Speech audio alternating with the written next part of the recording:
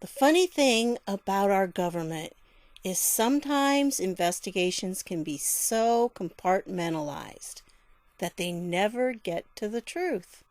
So stick with me, folks. We're going to talk about that, and I've got a bunch of other things to share with you too. So be back in just a minute.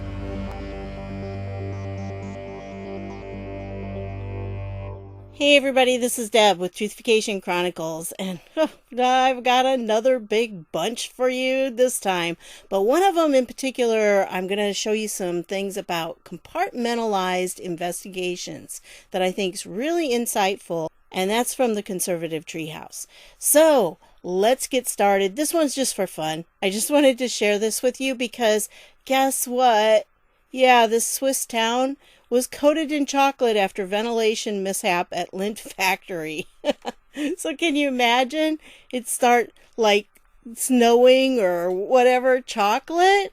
That sounds like fun to me. Yeah, that would be the kind I'd want. So I'm just going to leave that. That was just a fun one I needed to start out with.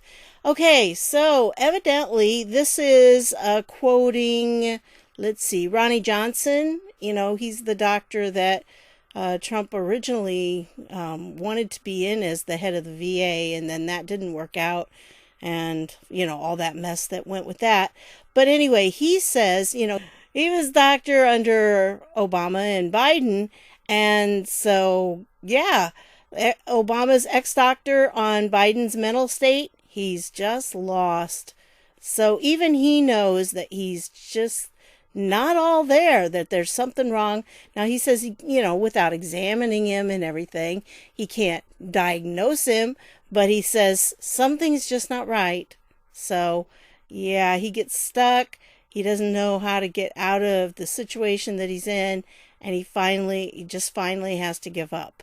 So I think that he's probably right there. I wanted to leave that for you because that is a medical doctor, and I do think that he is picking up on a lot of things that all of us are seeing too, and understand that I can't believe that this man is running for president of the United States. Little scary there. All right, well, speaking of news, guess what happened on the 17th? Yeah, one of the former CIA officers was arrested and charged with espionage. And his name's Alexander Yuk-Ching Ma.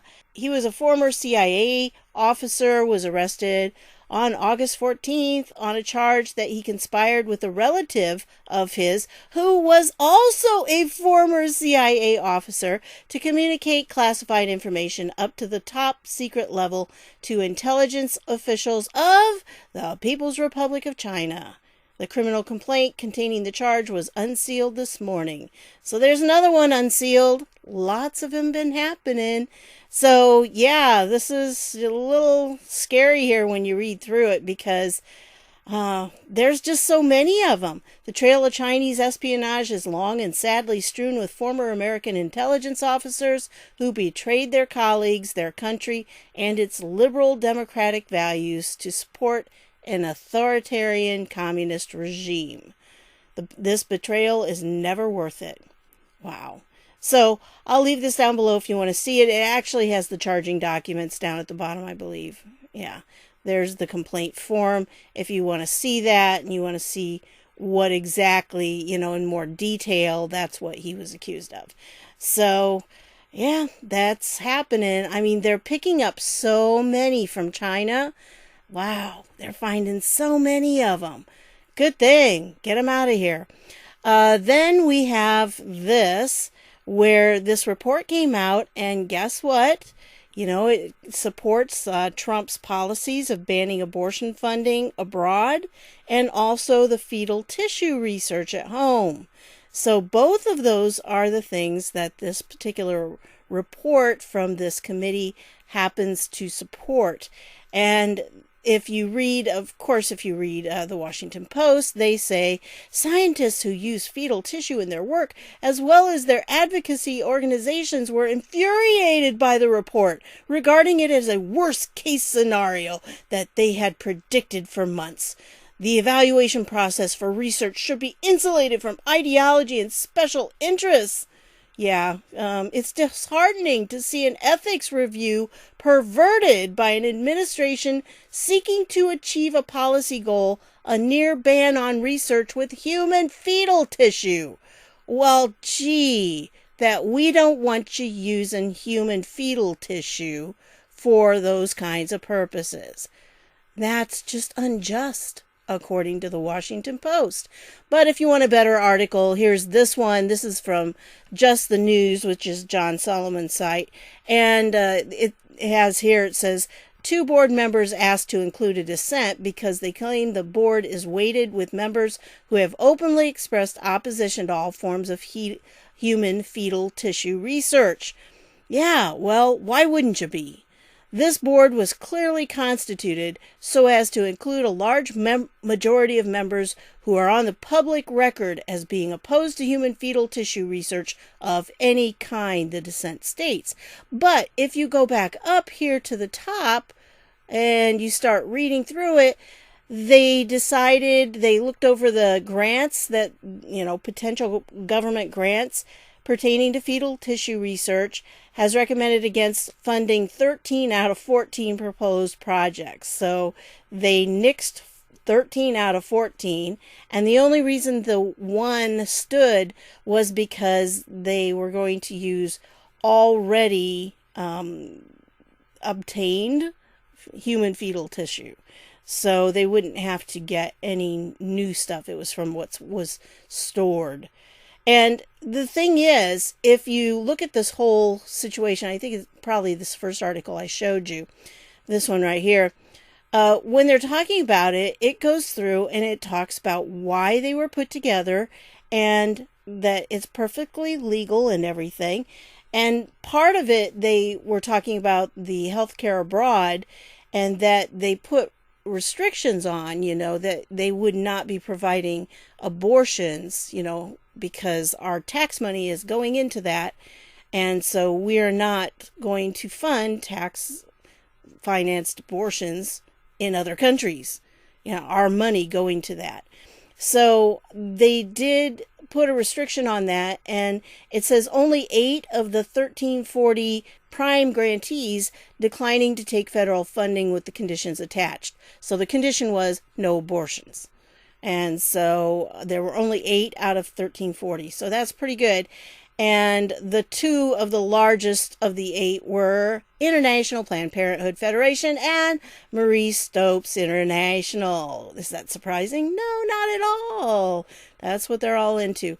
Well, this fetal tissue research, I actually did a video of Jim Jordan, I believe, talking about this. It's been going back and forth for quite a while. A lot of discussion about it in Congress. And so, it's not anything new.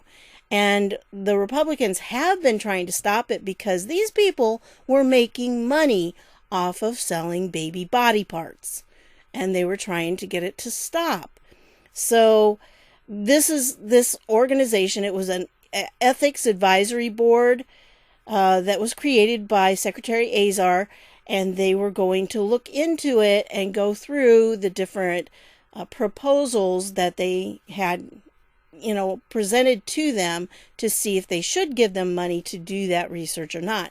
Now, here's the thing. You see, we've been lied to about this human fetal tissue because they were saying, the government had been funding human fetal tissue research since Bill Clinton in 1993 on the 20th anniversary of Roe v. Wade and the Supreme Court decision legalizing abortion across the nation. And, Clinton told the country that research could lead to treatment for Parkinson's and Alzheimer's and all of this. But now, 27 years later, none of that has happened. So why are they still doing it? Because it's not working. So, you've had 27 years to produce something. It's not been working. So that's the major reason why they decided no. So anyway, like I said, I'm going to leave you the link to the Washington Post article because, of course, they're appalled that this committee would think there was anything wrong using human fetal tissue to do experiments. But then here's just the news site, which gives you a little bit better view of it. So here's the report itself. It's 15 pages long if you want to read the whole report.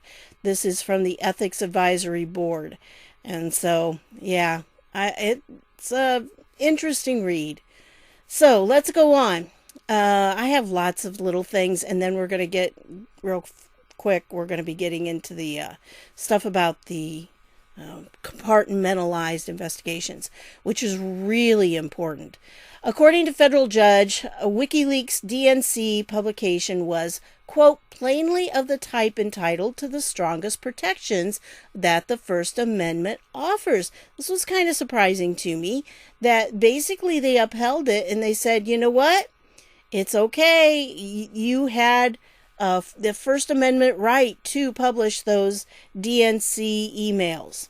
So that's pretty good, I think. I thought that was really a good sign. We'll get more into that in just a minute. I didn't get these organized very well, sorry. But now this one from the Gateway Pundit, Doctors Forum on HCQ fights back against Facebook, obliterates garbage fact-check site on deeply flawed analysis that has killed thousands.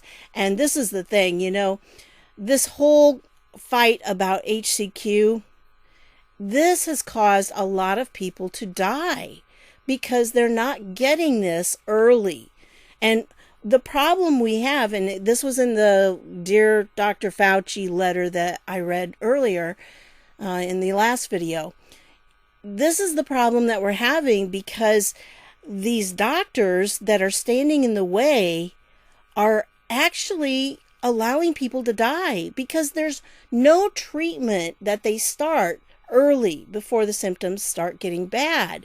If you start to have symptoms, then they tell you, well, just go home and see if it develops into anything else. And then by the time it starts getting really bad, then you're in the hospital, and then you're just steps away from a ventilator. And once you get on that ventilator, it's really hard to come off. So this is kind of setting people up for that kind of scenario. And it should be something to worry all of us. So it's very good that these guys decided to fact check Facebook, because you know what Facebook does? They have all this data and everything. This is a really good article. But this is what Facebook does if you're not on Facebook. They put this little screen over and tell you that it's false information. Or sometimes they say partly false, or you know what? And it's been checked by independent fact checkers. And when you click on this, all you get is a link to the fact checker's side. What the problem is that you don't have any way to appeal this. How do you appeal this to Facebook?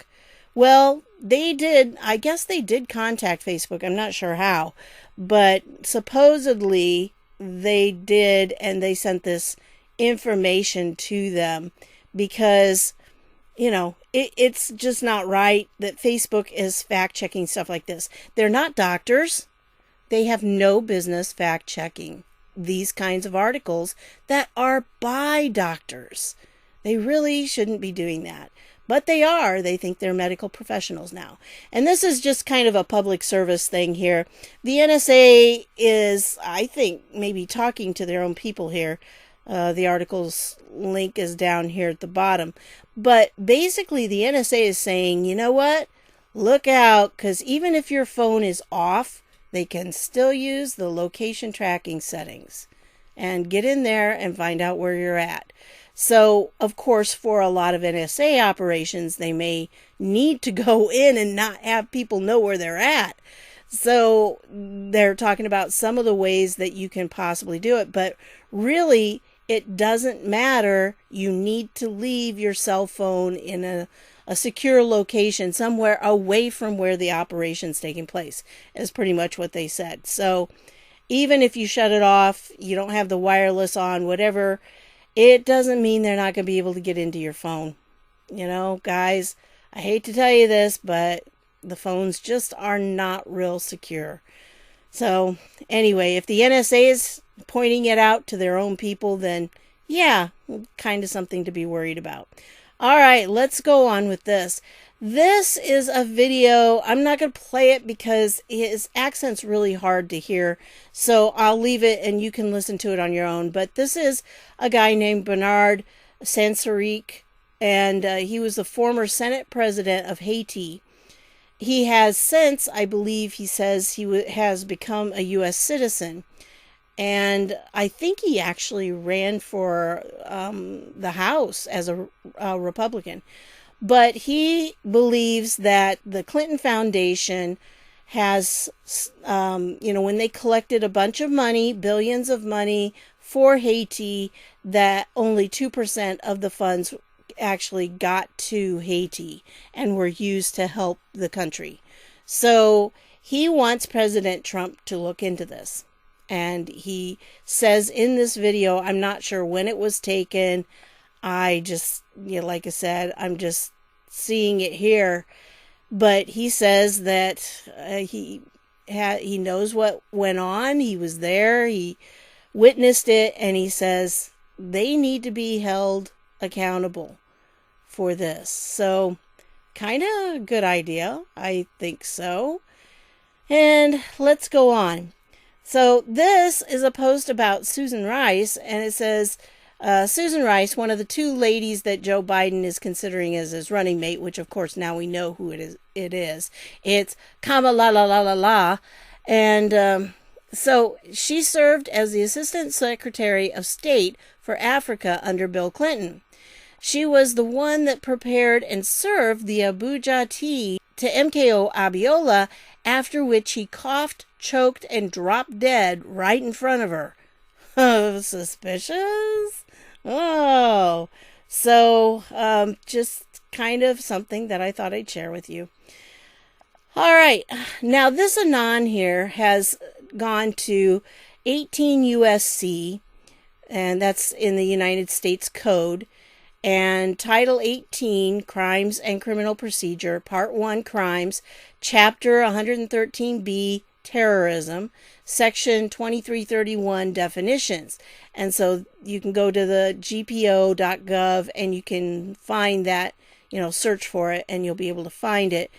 But it says there that the term domestic terrorism means activities that involve acts dangerous to human life that are a violation of the criminal laws of the United States or of any state, and appear to be intended to intimidate or coerce a civilian population, to influence the policy of a government by intimidation or coercion, or to affect the conduct of a government by mass destruction, assassination, or kidnapping, and occur primarily within the territorial jurisdiction of the United States. And he says, can't all these Democrats still be categorized as domestic terrorists?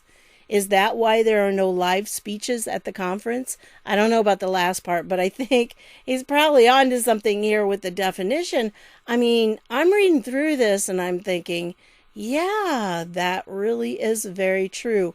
There's so many places in the U.S. Code that I see these people flagrantly violating.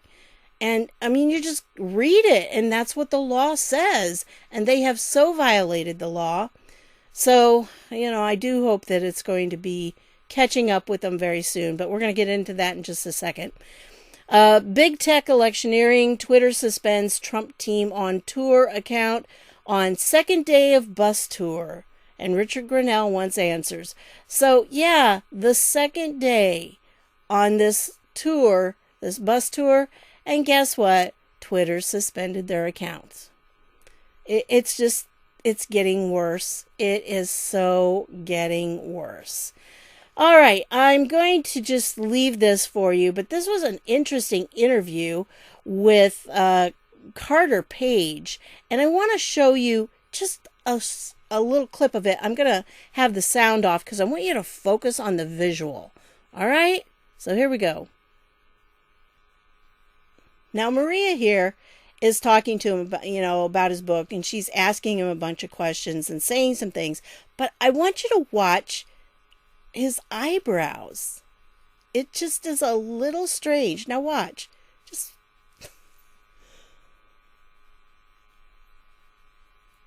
I mean, what's going on there? Just watch his expressions. Now, I understand that he's worked with the CIA, so he probably has some things that he knows about facial expressions and body, language, but really, what's going on with these eyes? Well, she's talking. I mean, I just don't understand. I had a hard time even listening to what he was saying. It just, now I know when the eyebrows go up, it's like a believe me type thing. So I'm no body language expert, but his eyebrows just like caught my eye. So I don't know what's going on there. I just think that that was really weird, especially when she was talking to him. His eyebrows were like all over the place. So anyway, but this was actually a good interview. His big thing there was, though, that he said it's, this Kevin Kleinsmith was just the tip of the iceberg. So yeah, there's more to come. And of course, we're going to see more. Now, let's get into the meat of this, because this is really important. Now, the Last Refuge is Sundance at Conservative Treehouse, all right? So this is who this is from. And he did a thread on Twitter. Now, if you want to see the actual tweet thread, you can click here and it will show it to you on Twitter. But it's sometimes easier to read when it's like this. So here is the deal. He had this guy, Dawson Field. Well, he posted, first of all, in the past 30 minutes, I've released all media from prior confidences. Enough is enough. More will come out today, but media are aware of the hidden investigative name behind Durham. And the SSCI, that'd be the Senate Select Committee on Intelligence, released today was complete nonsense. Everyone knows it and the motives behind it. Okay, that's the release of the Senate Intelligence Report on the Trump-Russia collusion, So, yeah, there's more to that. So, this was, I think he posted this a couple days ago. And I'm recording this on Wednesday night. So, I think it was probably Monday that he did this. I don't know, the last few days. Oh, yeah, there it is. The 18th is when he did it. So, I'm doing this on the 19th. So, day before. Anyway, so he posted that, and then this Dawson S. Field says, glad I never emailed or had substantive DMs with Sundance. Seems he's going scorched earth because investigations did not support his theories. That is what happens when you abandon facts to pursue imaginary crimes by your imaginary bad guys. You miss the real ones going down. Okay, yeah, not true at all. Sundance is really on the mark a lot of times. So he says everything claimed by this account, meaning this Dawson S. Field, and any Twitter account holder who advances the same prepositions as this account are so brutally false and misguided it could only take an intentional effort to be this wrong. Like they're purposely being wrong just to mislead people. Well, here's the deal. The investigative agents those who most people put their faith upon are hampered by compartmentalized isolation of evidence. The system is purposefully set up that way. Evidence is essentially siloed. Those who understand my efforts understand the objective when cast against the reality of siloed and compartmentalized evidence. The DOJ team, which includes investigative units who transition evidence from investigative use into actionable DOJ assemblies, do not track successfully across known firewalls. The Durham probe, for lack of a more authentic descriptive, do not communicate with the Hill. The Hill meaning Congress, branch. So, example, HP, this is the House Permanent Select Committee on Intelligence. So the House Intel Committee does not communicate with Durham. At least they do not successfully communicate. In part, this is because the receiver would be accepting the political intents of the evidence. So see, if the Congress got involved in Durham's investigation or any U.S. attorney's investigation, it would then probably taint that investigation with a political bias. So that's why they cut off any supposed connection or, conference that they would do with them. So it becomes compartmentalized. Politics creates a compartmentalized information flow. Information, even valid evidence that would be useful for investigators, becomes useless when retrieved or originated from political entities. Because the stuff coming in from Schiff, that's not going to be, it's going to be very politically biased, let's say. So it's not going to be reality, probably, if Schiff's doing it. So the result is actually Durham bar investigators do not know where most of the explosive evidence is located. This includes any documents that originate from inside this compartmented process. As a result of this convoluted process, the Durham team knows little about any evidence their internal unit did not independently create. This system design helps the compartmented and corrupt to escape accountability. Durham investigators therefore do not have a handle over the totality of evidence that exists in the public sphere, because the public evidence exists as extracted from numerous individual compartments, some of which they do not and cannot peer into. Previously, both Senate and House staff admitted this was the fundamental flaw in their own investigations. Additionally, this factual structural flaw was confirmed to me today by the Durham Investigative Unit. And it says read number 8 again, but here's number 8 again. Repeat, Durham investigators do not have a handle on the totality of evidence that exists in the public sphere, because the public evidence exists as extracted from numerous individual compartments, some of which they do not and cannot peer into. When you understand that, you understand what I'm doing. I have extracted and collated evidence from inside each compartment, then assembled and delivered to the investigative unit in such a manner as the political toxicity is removed. Today, they saw evidence for the first time that was never assembled. You would be stunned at what they do not know, because the institutional and political compartmentalization blocks the investigative use. There is no grand investigative plan. There is no bigger investigative design, because the quest to provenance evidence, the demanded process itself, must be originated. And here's an example. This was a letter. Despite this coming from the FISA court to AG Barr and into Senate Judiciary Committee, Durham team unaware of the letter dated July 12, 2018, that is at that link. As a result, customary DOJ investigations can continue ad infinitum and yet will not result in substantive action prior to the election. That's where public questioning of investigative practices and specific details forces an investigative shift. So we do need to start asking a lot of questions. We need to be on it. And he posted this, the essentially accurate point.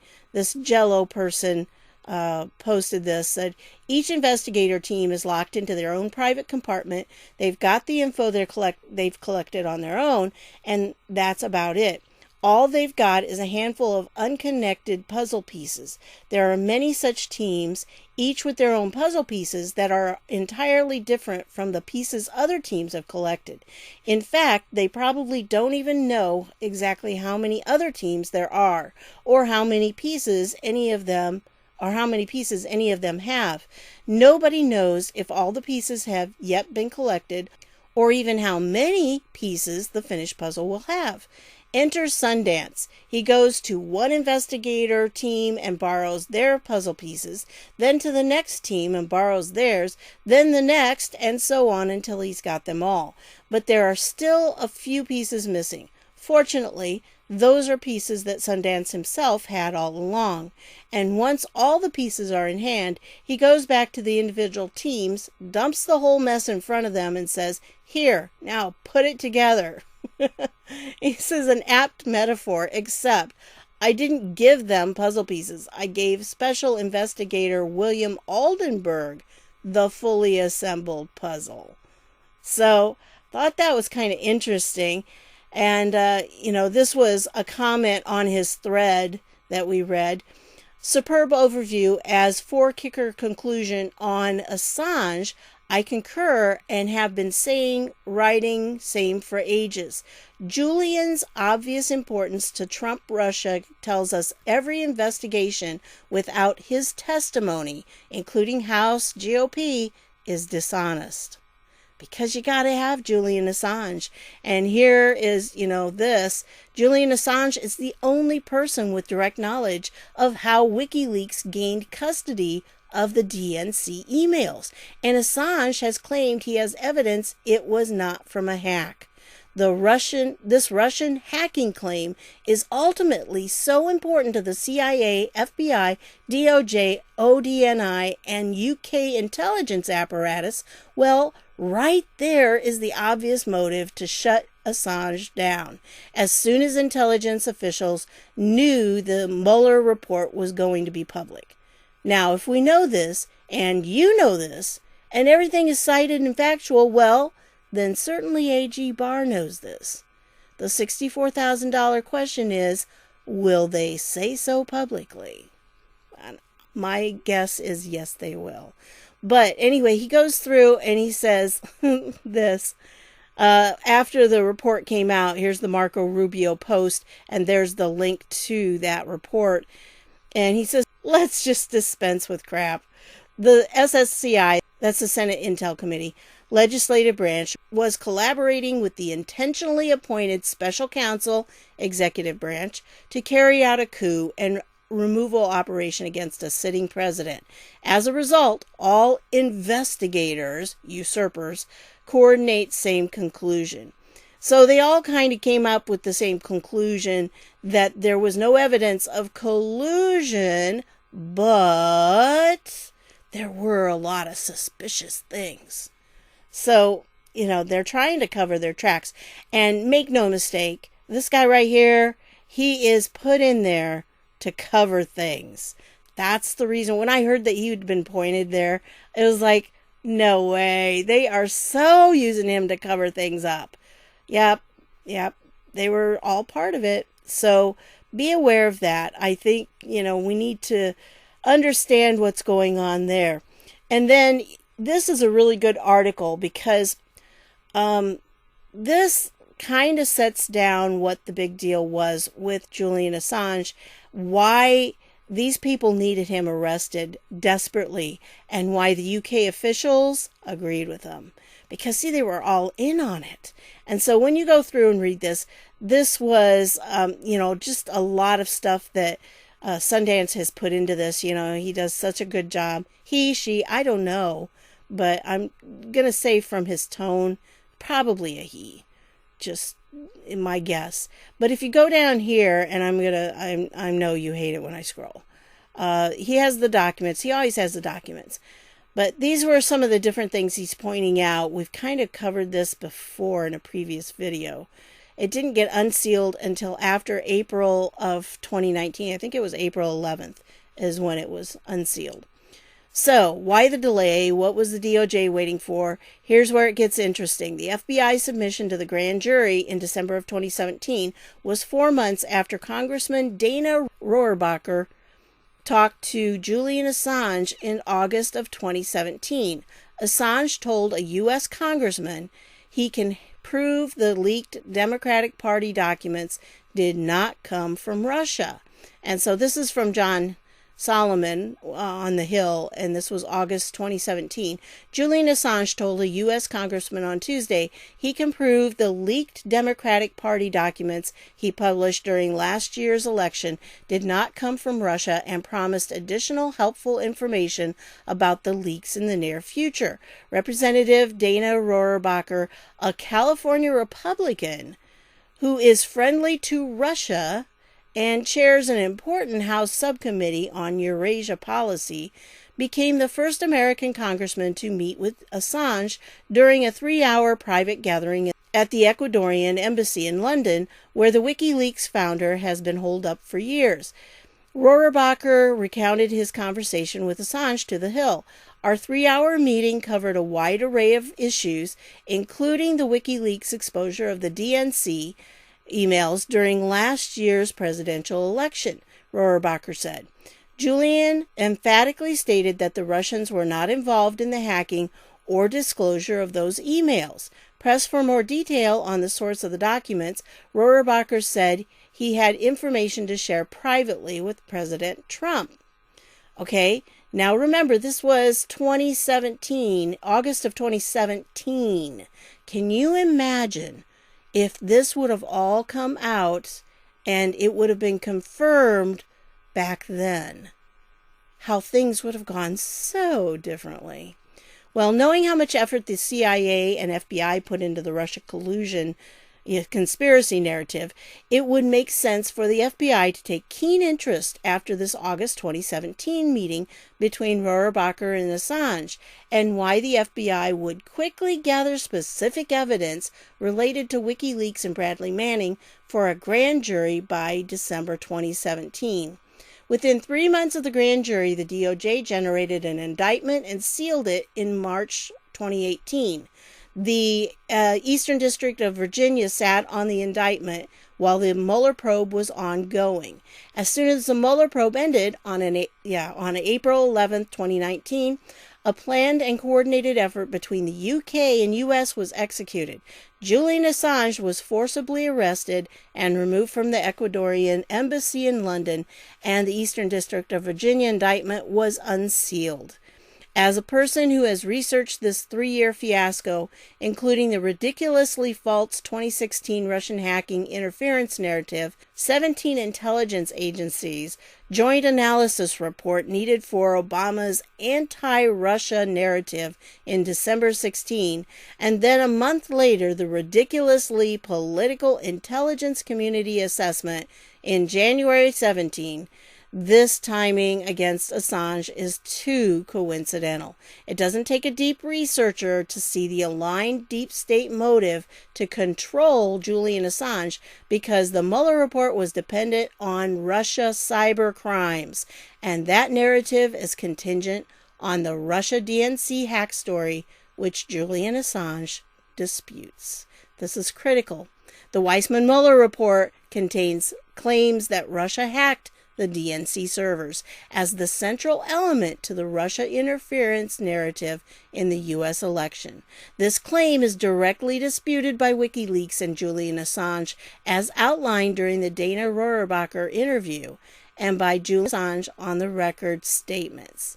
The predicate for Robert Mueller's investigation was specifically due to Russian interference in the 2016 election. The fulcrum for this Russia interference claim is the intelligence community assessment, and the only factual evidence claimed within the ICA is that Russia hacked the DNC servers, a claim only made possible by relying on forensic computer analysis from CrowdStrike, a DNC contractor.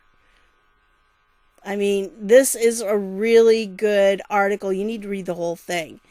And this is where he says, the $64,000 question is, will they say so publicly?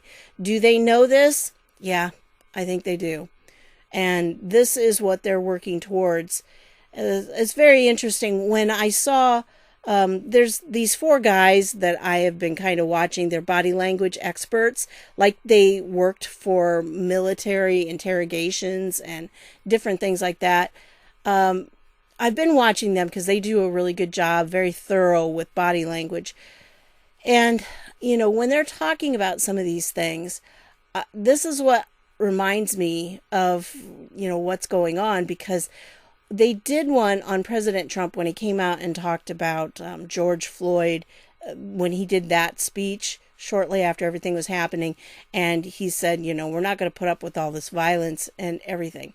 And there were a couple points in that when he was talking, and the men were a little surprised. And one of them said, it's times like this I wish I couldn't read body language.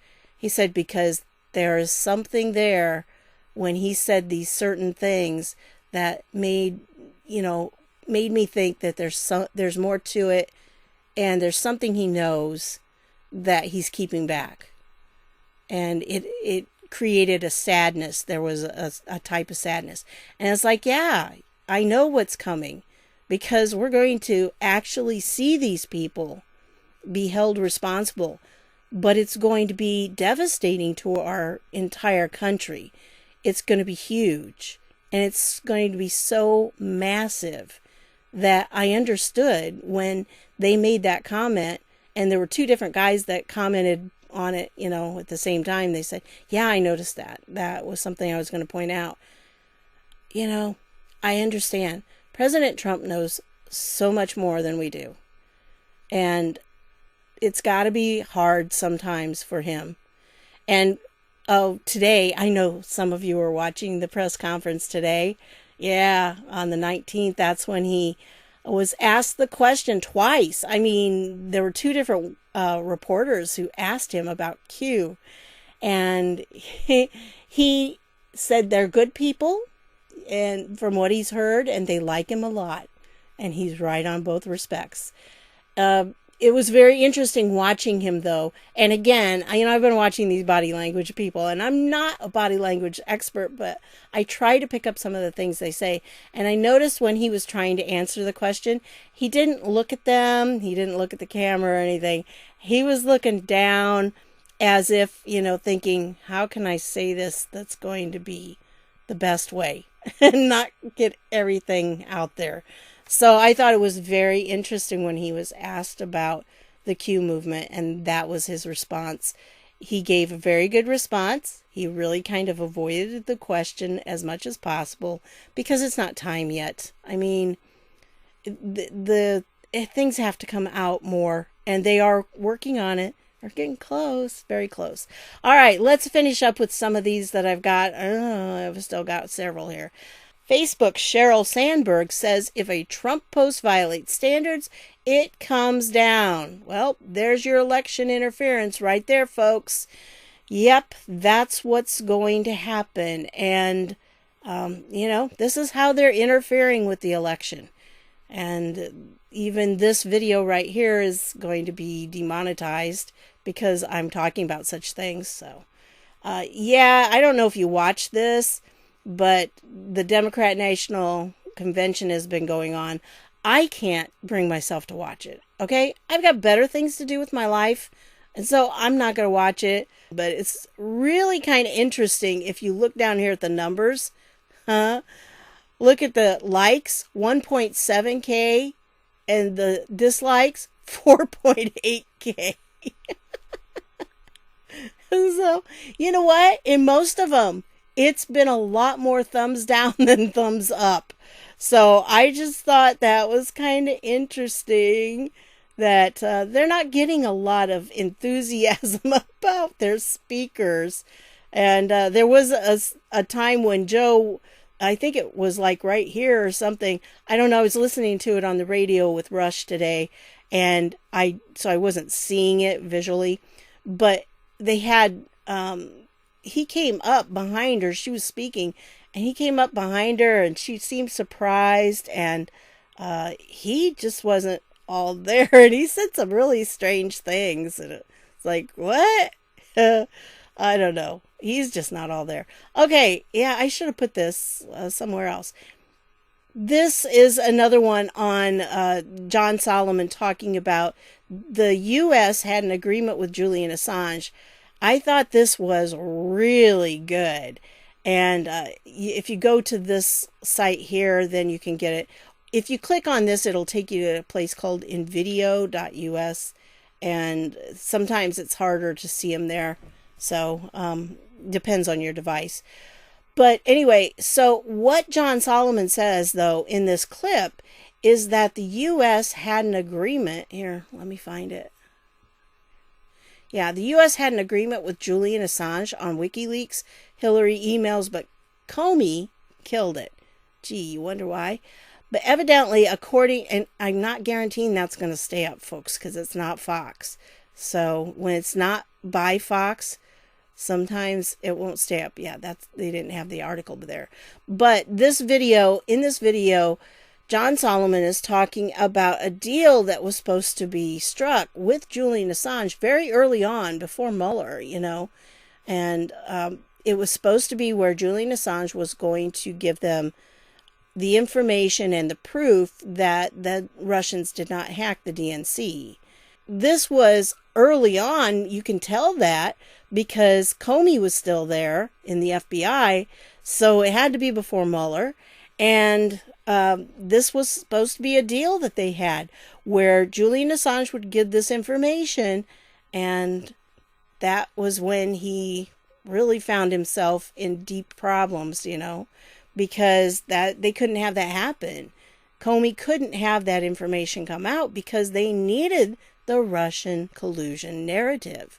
They were desperate for it. So if you want to see something else, this is kind of an interesting thread by Catherine Herridge, and it has to do with Durham's, it says, strong indicator that by pleading guilty to one count, false statements altering CIA email, Carter Page was an intel source. Former FBI lawyer Kevin Kleinsmith reduces further legal jeopardy. And Boasberg says, Mr. Kleinsmith, you should have before you a plea agreement, which is 10 pages long. Do you, in fact, have that? Kleinsmith, yes, Your Honor. Boasberg, and the 10th page appears to bear your signature. Is that, in fact, your signature? Kleinsmith, yes, it's my signature, Your Honor. Boasberg, did you read and understand the agreement before you signed it? Kleinsmith, yes, Your Honor. Boasberg, is this the agreement you wish to enter into today? Kleinsmith, yes, Your Honor. Boasberg, okay, I want to go over the agreement. I'm not going to hit on every term. I just want to go over some of the non-sentencing terms and then the sentencing terms. And I just want to make sure you understand, as long as a term is in the plea agreement, just because I don't mention it, you are still bound by that term. Now, I haven't seen the plea agreement yet. I have been looking for it. I'm sure I'll find it soon. But anyway, it goes on. You understand that? Kleinsmith, I do, Your Honor. Boasberg, you understand that you are pleading guilty to a criminal information under which you've just been arraigned. It charges you with one count of false statements violation, 18 U.S.C. 1001 A3. Understand that? Kleinsmith, yes, Your Honor. Boasberg says, now, in exchange for your plea of guilty, the government will not prosecute you further criminally for any of the conduct you committed that is set forth in the statement of offense, which is the second document you should have in front of you. The first, you also have that document. Kleinsmith, yes, Your Honor. Boasberg, and you understand that the government will not prosecute you for any other charges based on any of the conduct in that statement of offense. Kleinsmith says, yes, Your Honor.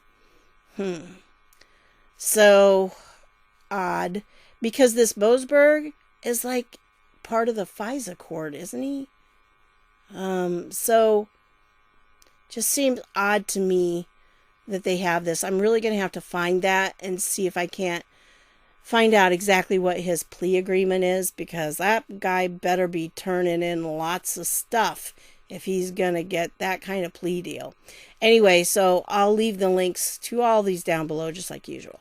Well, this was some good news today. If you missed it, I'll leave the link down below. But this was a press conference that Barr did to talk about this Operation Legend, and they have been arresting people right and left for this.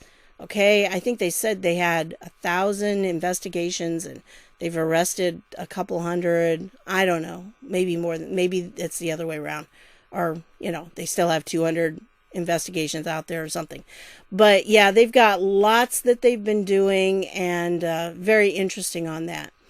Then I wanted to, this one. Like I said, I'm sorry these aren't in any order, but it's been a long day. This is from the DNC, okay? And this is one of the screens of the people that are supposed to be participating here. Look at this. They have doubles. This person and this person, the two purple ones, they're the same person. This one and this one are the same person. This one and this one are the same person. So it's like, what? They couldn't get enough people, so they had to copy them?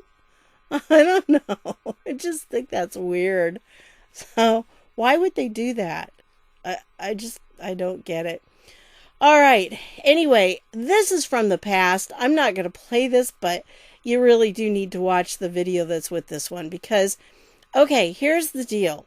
Y'all know that, what's her name? Chanel Rion. Is that her name? Yeah, Chanel Rion from OAN got in trouble because she didn't wear a mask or didn't social distance or something. And so they make her stand at the back of the press briefing. She can't even sit down. I mean, they won't give her a chair, and she's way at the back. Got to sit in the back of the bus, right?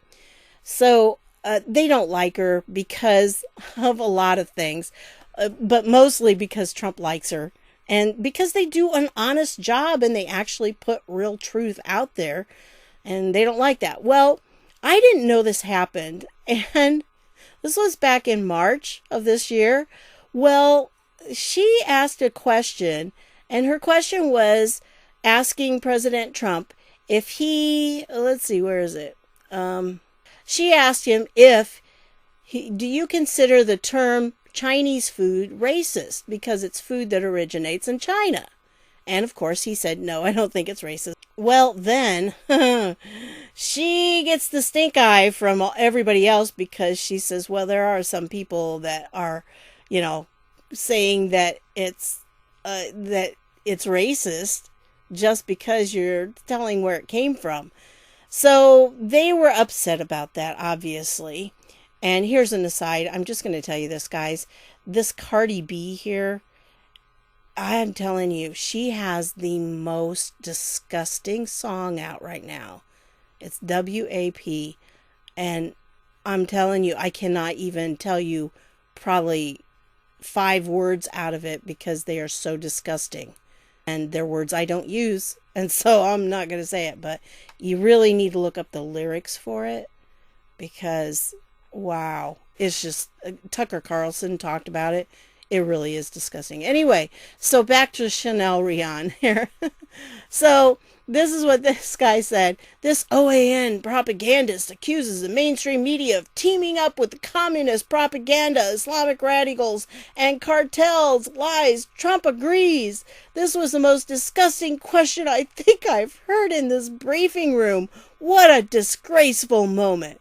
Okay, so then she gets back to this. There's a space in the White House where the press kind of can be, kind of hang out, So she gets back there, and this is what she comes up with. She finds this, and it says, do you think your question was helpful in halting the spread of the coronavirus?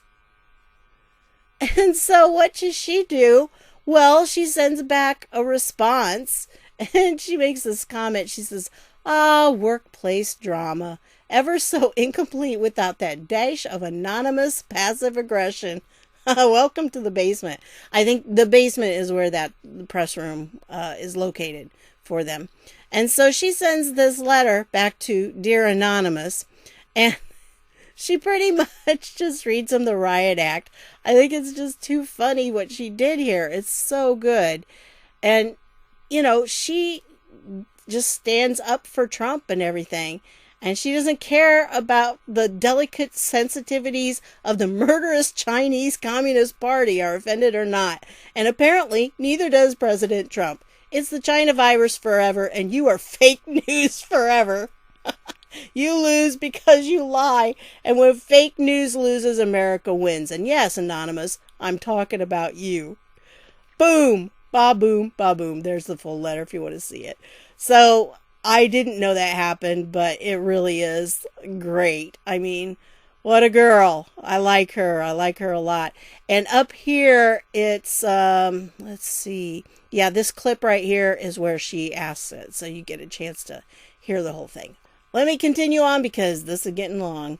So here's just something to kind of help you to feel a little bit better about things. This was from the first night of the DNC. These are some statistics. Look at this. YouTube DNC live ratings. NBC, 80K watching, 50% dislike. ABC, 17K watching, 40% dislike. MSDNC, as Trump calls it, 110K watching, 35% dislike. Joe Biden and channel, 23K watching, 54% dislike. Now This, 5K watching, 68% dislike. PBS, 33K watch, 50% dislike. Fox, 99% dislike. they have lost the election. I got to tell you, folks, I think so too. Well, that dead cat just keeps bouncing it, doesn't it? About time. So anyway, speaking of that, if you are interested in going through and kind of doing some things to help the effort, here's your hashtags. Remember, this is what we're trying to do, get things trending, because this is why they're doing all these hit jobs on Q lately, because we're being effective. We're getting truth out there. They don't like it. They don't like people to know what we're doing. And so if we weren't effective, they wouldn't be bothering us. So anyway, there you go. There's some very important things that you need to be aware of, and you need to be able to share, because this is an information war that we're in right now, and you need to take it seriously. So make sure that you get this information out as much as possible. Okay? So that's what I've got for you on this one. I'm sorry, again, I forgot until just now that I didn't put another channel up here. I always try to remember it next time. Okay? But anyway, I want to thank you for stopping by, and I'll see y'all later.